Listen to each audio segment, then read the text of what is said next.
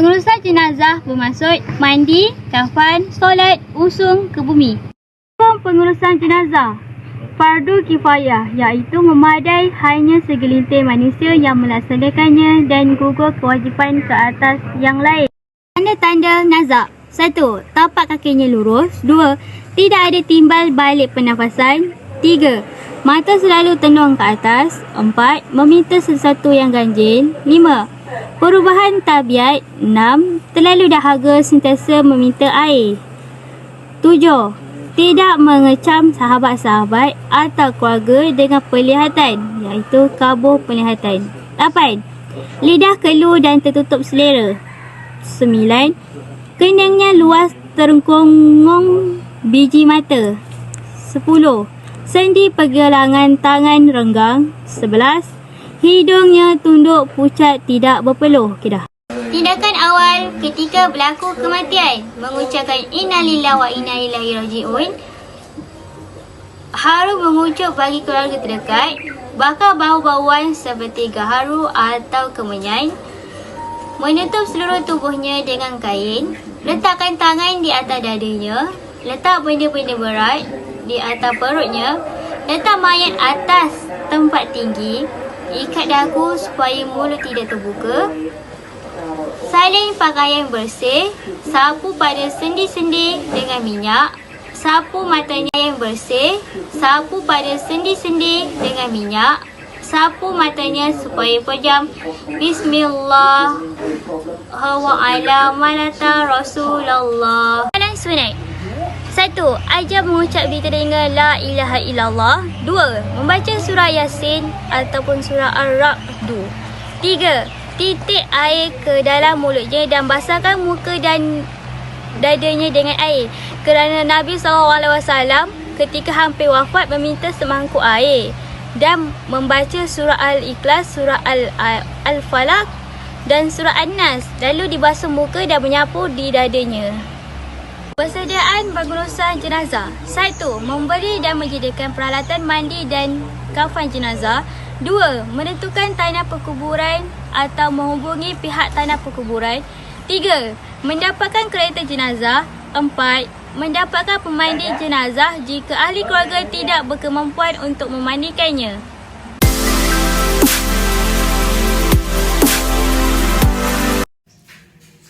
Assalamualaikum warahmatullahi wabarakatuh. Hari ini kami akan menjalankan simulasi mandian jenazah. Mula-mula kita letakkan mayat di tempat mandi yang disediakan. Kemudian siram mayat dengan air biasa dari ujung kepala sehingga ke ujung kaki. Tutup tangan ni.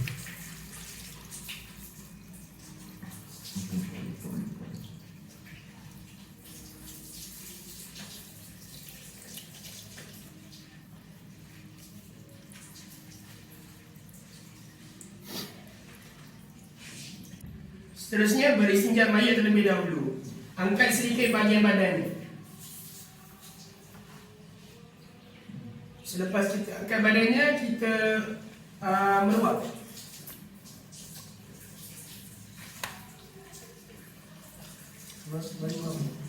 Meluap. Lah, lebih.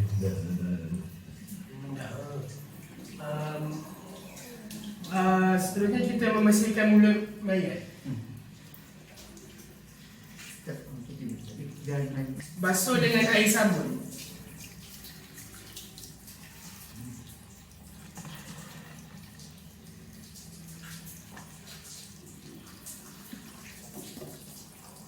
Tunjuklah air sabun.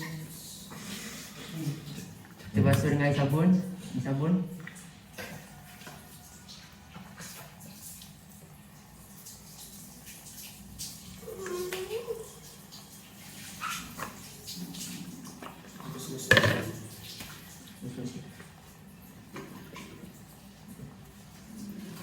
Setelah basuh dengan air sabun, bersihkan gigi, hidung serta telinga mayat.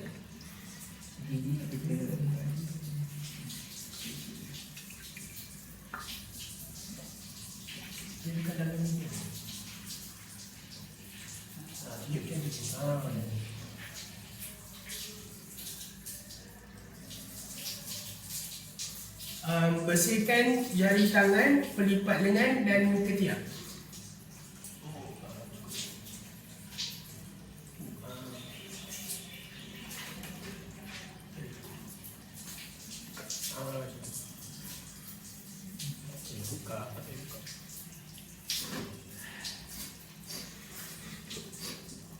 Kemudian kita bersihkan rambut mayat.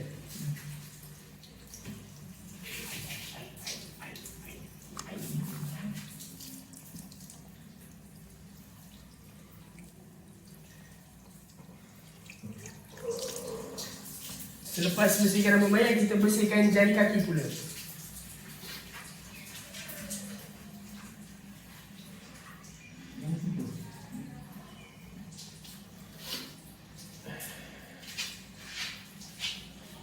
Seterusnya, bersihkan jari kaki.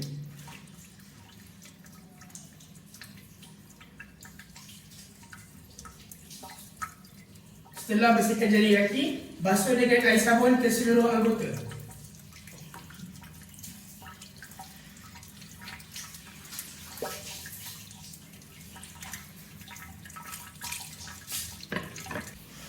Seterusnya, bilas dengan air bersih sambil niat. Sejak aku mandi ke atas main ni kena apa? Basuh dari kepala ke hujung kaki 3 kali dengan air mutlak. Sebelah kanan dan sebelah kiri sebanyak 3 kali.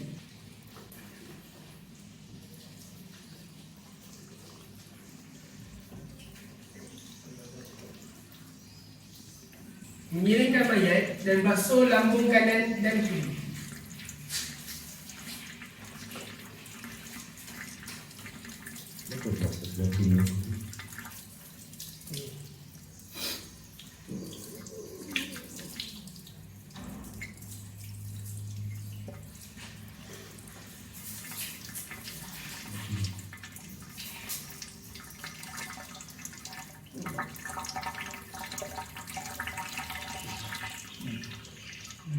Ulangi menyiramkan dari kepala hingga ke kaki.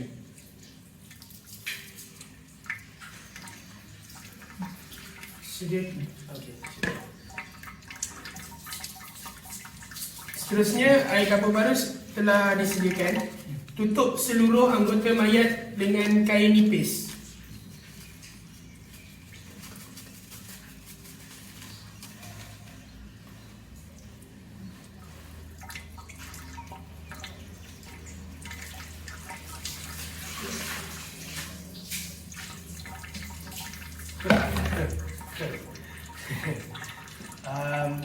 Selepas itu, wudukkan mayat.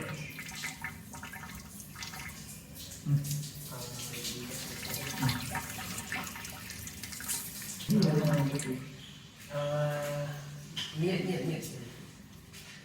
Saja aku duduk ke atas main ini kerana Allah Ta'ala.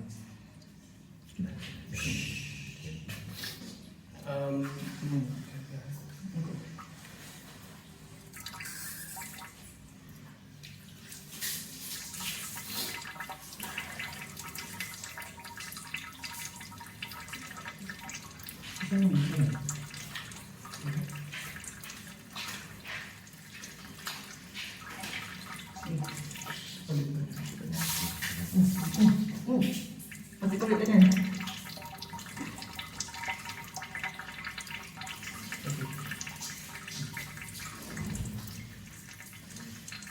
Kanan dua.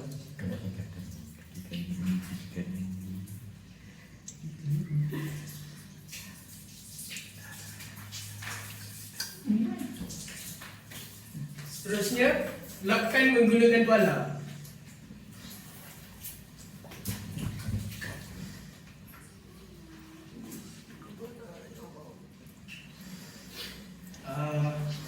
Selepas menggunakan tuala, kita cawatkan bahagian kemaluan.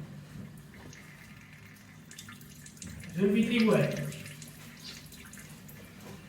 payah nak cawatkan pun.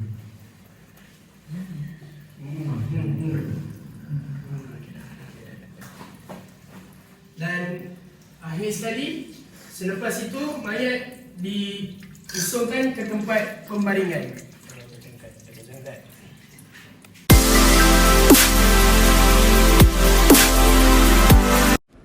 Peralatan yang diperlukan untuk menghafankan jenazah. Yang pertama, 5 utas tali, serbuk cendana, kapur barus, air mawar, gunting, kapas, kain batik dan juga kain kafan yang secukupnya. Seterusnya, proses menghafankan jenazah. Bentangkan kain batik. Ini adalah untuk mengalaskan kain kafan.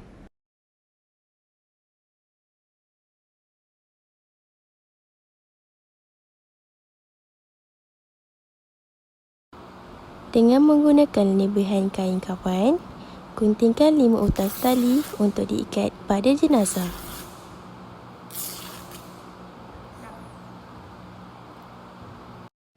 Pastikan ke-5 utas tali adalah sama panjang kecuali pada bahagian kaki dan juga kepala. Letakkan 5 utas tali yang telah dipotong mengikut kedudukan. Satu di hujung kepala. Seterusnya, satu di pinggang jenazah. Satu di tangan jenazah pada bahagian siku.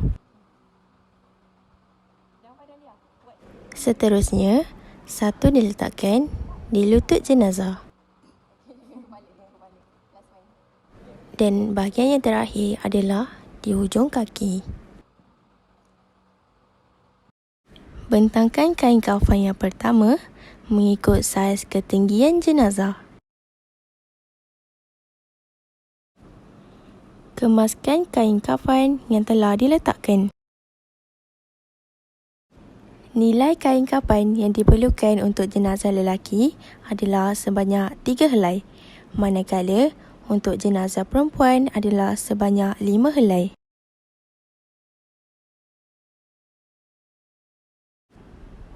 Bentangkan kain kafan yang seterusnya dan pastikan kedudukan kain kafan dalam keadaan kemas.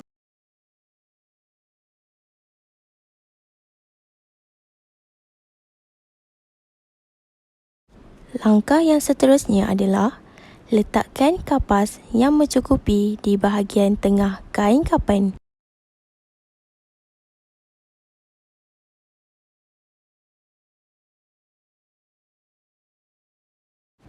Anda juga boleh meletakkan kapas dalam bentuk T di atas kain kafan.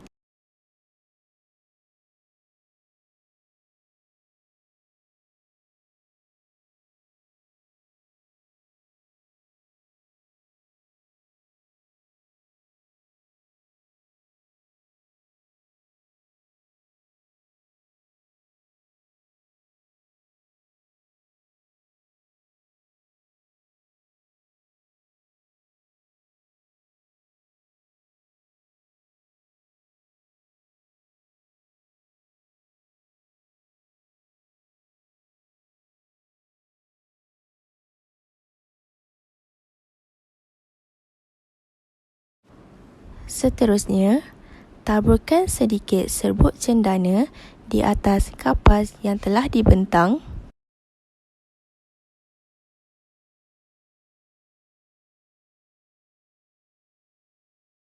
Dan diikuti dengan serbuk kapur barus.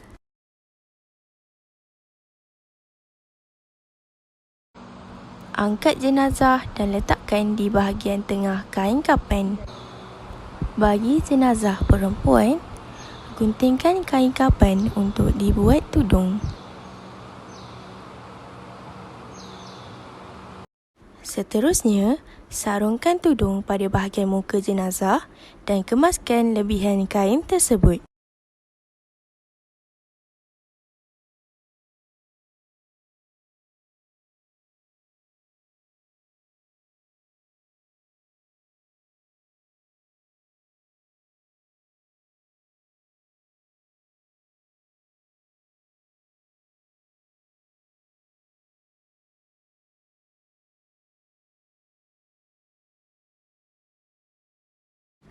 Bermula dengan bahagian kiri jenazah, Tutupkan badan jenazah dengan menggunakan kain kapan. Kecuali bahagian muka tidak perlu ditutup. Lakukan secara bersilang.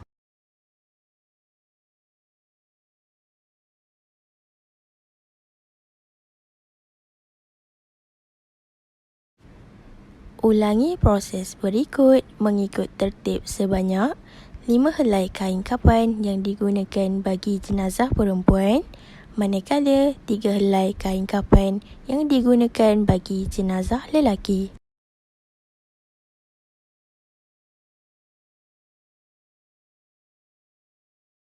Dengan menggunakan ikatan hidup, ikat badan jenazah mengikut bahagian yang telah ditetapkan. Seterusnya, ikatkan tali di bahagian bawah kaki.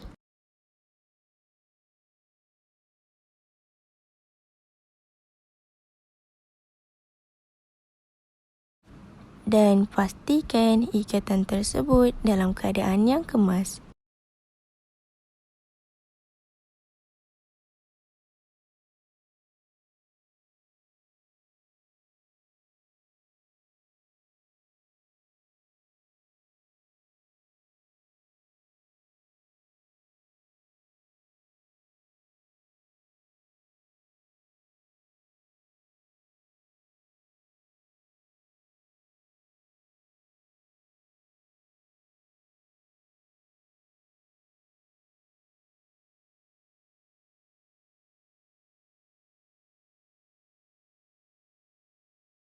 Pada bahagian mata jenazah, anda juga boleh memakaikan celak.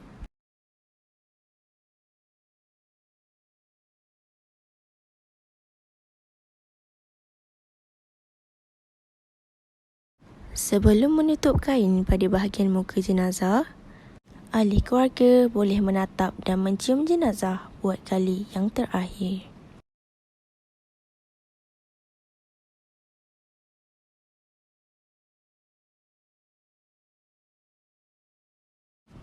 Seterusnya, ikatan terakhir dilakukan di bahagian kepala jenazah.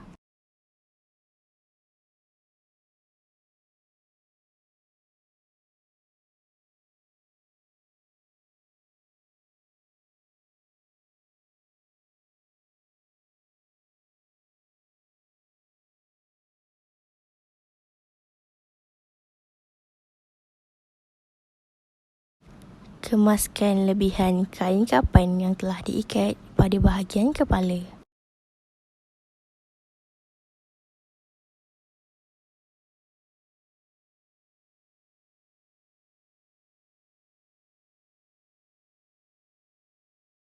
Ikatan perlu dilakukan pada bahagian kiri jenazah. Bagi langkah yang terakhir selepas jenazah dikafankan, renjaskan sedikit air mawar pada bahagian badan jenazah. Selepas saja proses menghafankan jenazah, ahli keluarga boleh membacakan bacaan surah Yasin buat kali yang terakhir sebelum dibawa ke tanah perkuburan. Al-Fatihah. Okey, sekarang kita akan menunjukkan cara-cara untuk solat jenazah. Yang pertama, berdiri tegak dan berniat untuk solat jenazah. Saja aku solat ke atas jenazah lelaki ini 4 kali takbir fardu kifayah menjadi makmum kerana Allah Ta'ala. Allahu Akbar. Selepas angkat takbir, yang pertama kita membaca Al-Fatihah. Kemudian angkat takbir kedua dan selawat. Allahu Akbar. Selawat yang paling baik yang boleh dibaca adalah selawat Ibrahimiyah. Kemudian angkat takbir ketiga dan baca doa minta ampun untuk jenazah. Allahu Akbar. Allahumma fillahu warhamhu wa'afihi wa'fu anhu. Kemudian angkat takbir keempat dan membaca doa. Allahu Akbar. Dan yang terakhir, memberi salam. Assalamualaikum warahmatullahi. Assalamualaikum warahmatullahi.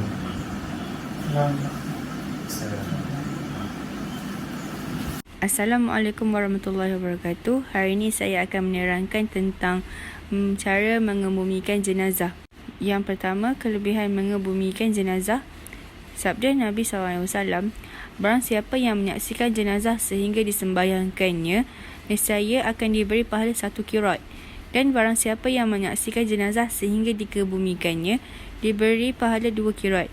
Ditanya kepada Rasulullah SAW, apakah yang dimaksudkan dengan kirat itu? Jawab baginda, iaitu pahala yang menyamai 2 bukit besar. Bahawa jenazah hanyalah untuk lelaki, sama ada jenazah lelaki atau perempuan. Sebelum bergerak meninggalkan halaman rumah menuju ke kubur, disunatkan membaca Al-Fatihah sebanyak 3 kali. Caranya, selepas selangkah dibaca sekali sehingga 3 langkah dan 3 Al-Fatihah. Sunat berdiri apabila mayat diusung berhampiran dengan kita dan dibaca doa Subhanallazi la yamutu subhana malikul kudus, iaitu disunatkan kepada kita berada di tempat pengebumian sehingga selesai. Boleh mengebumikan jenazah pada waktu malam tetapi disunatkan pada waktu siang. Cara-cara mengebumikan jenazah. Yang pertama, hendaklah diturunkan seberapa cermat yang boleh. Lemah lembut dan penuh hormat dalam suasana yang tenang. Disunatkan membaca doa Bismillahirrahmanirrahim millati Rasulillah SAW. Yang kedua, letakkan jenazah ke dalam liang lahat dan dibaringkan ke atas lambung kanan dengan menghadap kiblat. Yang ketiga, hendaklah dibuka tali pengikat kafan dan dibuka sedikit supaya pipi mayat tersentuh tanah. Yang keempat, sendalkan dengan ketulan tanah supaya jenazah itu tidak terbalik dari menghadap kiblat. Yang kelima, tutup liang lahat dengan papan. Yang keenam, timbuskan tanah dengan perlahan dan cermat. Pastikan supaya tanah tidak memasuki lubang liang lahat tadi. Yang ketujuh, sunat meninggikan kubur dari paras bumi sejengkal. Yang ke-10, disunatkan menyiram tanah kubur sebanyak 3 kali. Kemudian disunatkan juga menaburkan bunga-bunga supaya wangi. Ke-11, sekiranya dikebumikan di tanah perkuburan wakaf, harus diletakkan tanah seperti batu nisan yang bukan binaan supaya mudah dikenali. Sekian daripada saya untuk menerangkan tentang cara pengebumian jenazah.